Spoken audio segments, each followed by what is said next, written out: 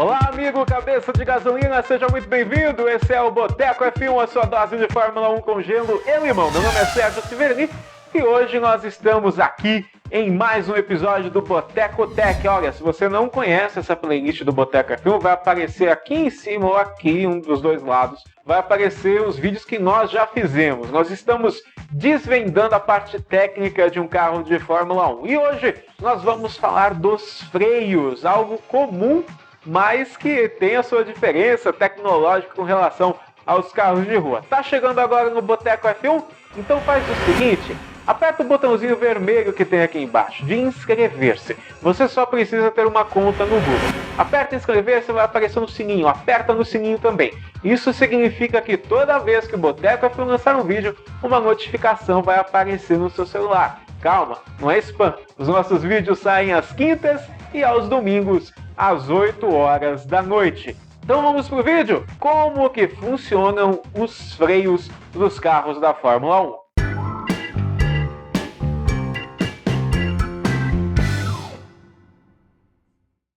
O freio de um carro de Fórmula 1 é praticamente idêntico ao dos carros de rua. Quando o piloto pisa no pedal, um fluido hidráulico empurra pistões na pinça do freio. Esses pistões empurram as pastilhas de freio contra o disco que, claro, diminui a velocidade da roda.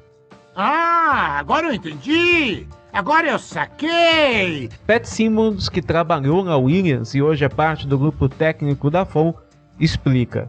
Os carros da Fórmula 1 usam materiais que aparecem em aeronaves militares e civis. Em teoria, essa é a grande diferença em relação aos carros de rua. Um carro de rua normalmente usa um disco de freio de ferro. Já na Fórmula 1 temos o carbono, tanto na pinça quanto no disco. Lembrando que esse material não é a fibra de carbono, e sim algo conhecido como carbono-carbono. Esse carbono-carbono é essencialmente uma forma mais pura do carbono, e é cerca de 50% mais leve, além de que é mais eficiente com a frenagem, assim como com as altas temperaturas. Sobre os discos de carro normal, realmente utiliza-se hoje em dia muito o disco de ferro fundido. Aí eu fui pesquisar e eu vi que também tem muito disco de aço, só que não é utilizado na Fórmula 1 porque eles chegaram a um ponto de avanço tão grande que os discos de aço, os discos carbono eram tão mais caros que o de aço, só que hoje em dia eles meio que batem assim, em preço de mercado, o mesmo valor.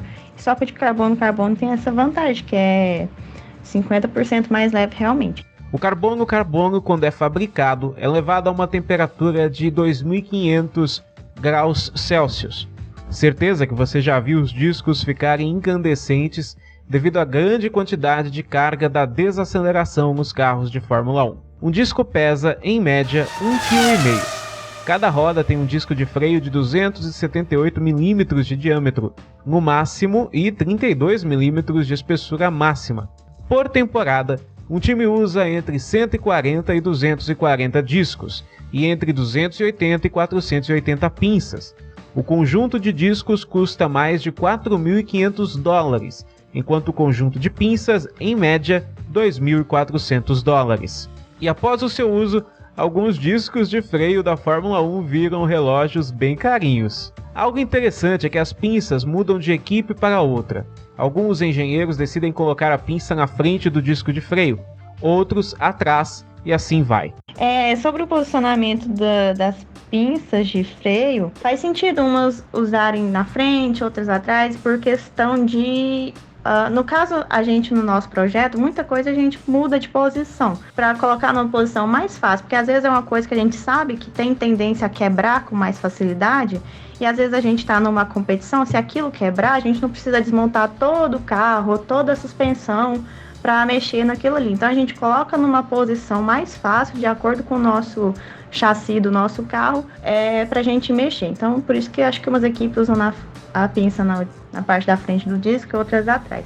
Como os freios esquentam muito, você sempre irá ver materiais que ajudarão no resfriamento, que também auxiliam na parte aerodinâmica como um todo. O tamanho desses dutos de ar usados para resfriar os freios é controlado e não podem ultrapassar o tamanho das rodas. O uso de qualquer líquido para resfriamento é extremamente proibido. Tem também, além dos dutos, os furos, né? Porque, além dos furos distribuir mais fácil o ar dentro do sistema, reduz peso, reduz bastante peso. Então a gente também faz um monte de furo assim, que não altere a estrutura do disco, que não altere o seu desempenho. A gente faz um monte de furo possível para reduzir o quanto puder de peso. Vale dizer que toda essa energia gerada pelo freio vira mais potência nos carros, mas falaremos sobre isso em outro vídeo. 3 empresas fabricam freios para a categoria: a Hitco, Carbon Industries e a Brembo. Como os carros da era híbrida são mais pesados, os freios, principalmente os dianteiros, sofrem demais. Sobre os freios dianteiros sofrerem bastante com as frenagens, isso eu não sei se é uma coisa que eu também descobri há pouco tempo. A gente chama de deslocamento de carga.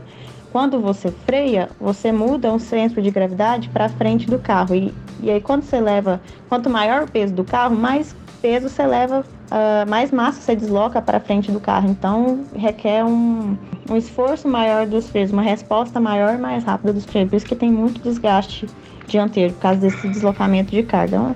A forma como eles regulam a carga de freio para o carro é muito... Acho que na Fórmula 1, se não me engano, utiliza-se o balance bar, que é, pelo que eu li, na Fórmula 1 você regula pelo controle, na Stock Car é uma alavancazinha que tem ali no lugar onde fica o câmbio dos carros normais. E em carro de competição, protótipo, você pode até colocar uma válvulazinha no próprio pedal que você regula antes da corrida, só girando um parafusinho, e aí você desloca carga de freio mais para frente, mais para trás.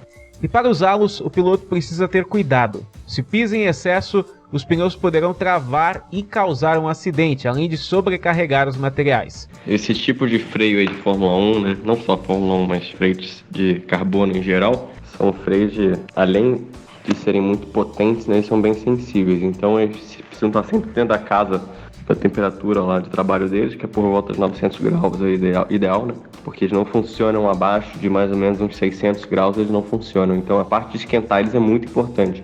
E manter quente principalmente, né? Tem pista que até sobreaquece eles, mas é difícil, eu acho. A gente falando de carro de fórmula no geral, né? Tanto freio de ferro quanto de carbono, você tem que entender um pouco da aerodinâmica do negócio para você saber qual é o limite dele.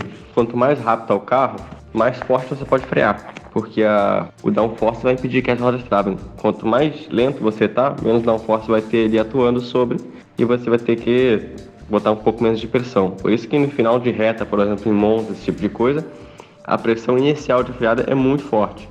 Então esse é um trabalho que a gente faz bastante, inclusive, né? Para você ter força na perna para estar ali freando o tempo inteiro. Mas essa é só a primeira parte do trabalho, porque o gráfico ideal de freada é mais ou menos como se fosse mais ou menos uma pirâmide, só que com a pressão inicial sendo vertical ao máximo, o mais rápido possível, né? Para quando o carro está na velocidade máxima, você dá aquela baita porrada no freio e ele vai segurar, aquela parte mais importante da freada, né? A pressão inicial. E conforme ele vai diminuindo a velocidade gradualmente, né? Que acontece bem rápido, você tem que ir tirando essa pressão do freio, porque também a pressão aerodinâmica está diminuindo sobre o carro. E até a hora que você vai entrar na curva e a hora de você acelerar, né? Porque não tem um meio tempo entre você normalmente terminar a freada e acelerar, você não deixa o carro rolar, né? Então quando você termina a freada, geralmente é a hora de acelerar.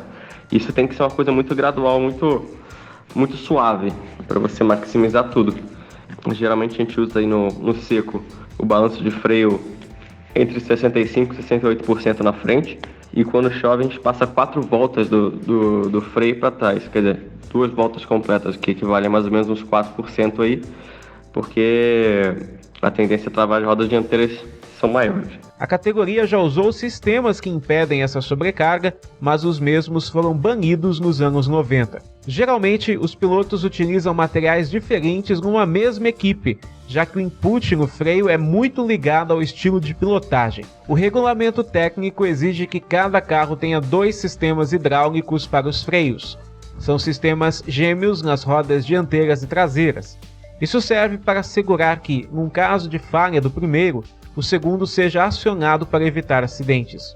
O ato de frenar pode ser considerado um dos grandes trunfos de um piloto, já que, dependendo do ponto e da capacidade de controlar o carro sob frenagem, um piloto pode ganhar ou perder tempos preciosos. E aí, cabeça de gasolina, curtiu o vídeo? Então, se você curtiu, compartilhe com seu amigo cabeça de gasolina para saber um pouco mais da parte técnica da Fórmula 1 e pede para ele se inscrever aqui também no canal, tudo bem? Nós nos vemos num próximo vídeo. Boteco F1, a sua dose de Fórmula 1 com gelo e limão. Até lá!